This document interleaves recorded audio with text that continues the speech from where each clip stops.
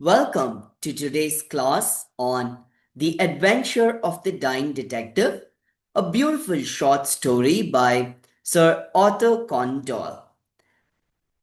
I'm Dr. David Paul from the Department of English, Christo Jayanti University.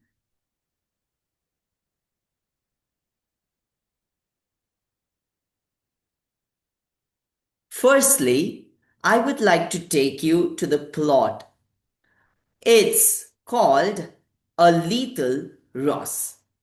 The crisis here is Sherlock Holmes claims to be dying of Tapanuli fever, a rare and contagious tropical disease, and the trap here is he refuses all medical help except from one man, Smith, who is a planter from Sumatra. And he is isolated because Dr. Watson is ostensibly in a distance so that he can be prevented from infection, but actually to ensure he creates a convincing atmosphere of the dread.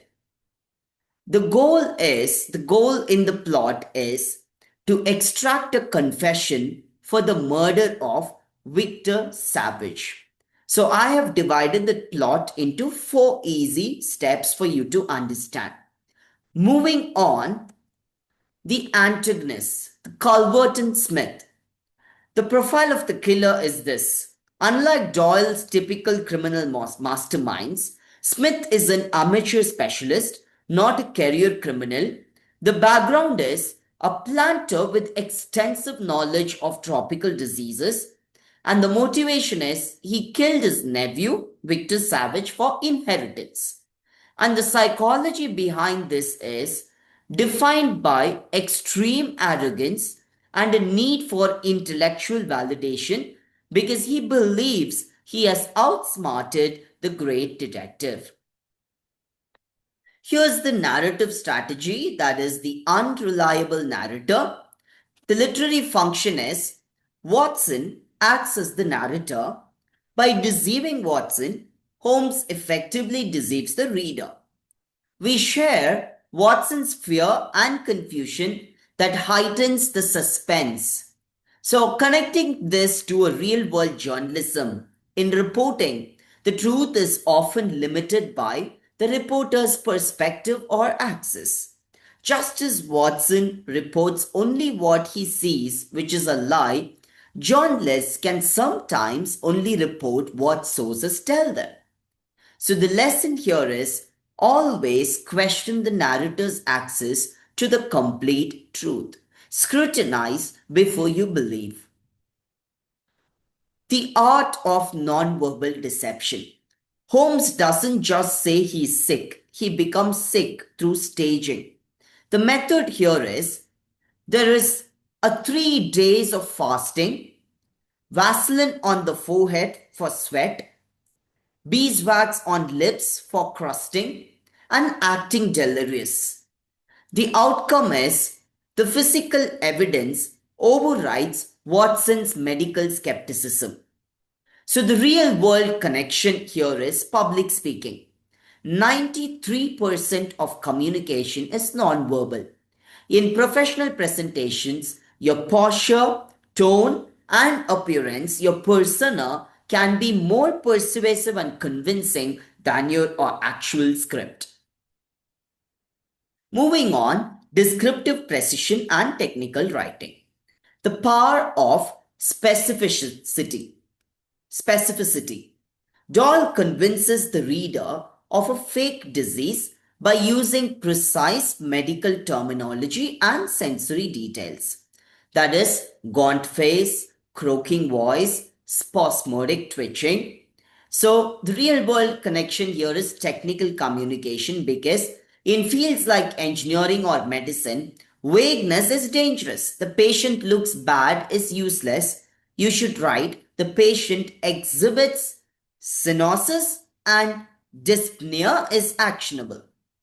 So credibility comes from precise, specific details. That's one thing you should understand in technical writing through Doyle's writing of this short story.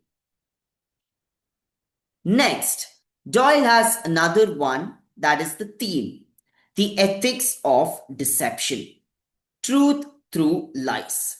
Holmes justifies his deception of Watson by stating, "You have the best of hearts, Watson, but you are the worst of actors." So the dilemma is it ethical to manipulate a colleague for a greater good, catching a killer?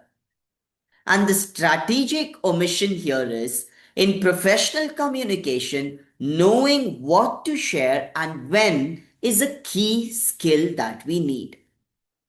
This kind of raises questions about trust versus competence in high stakes environments.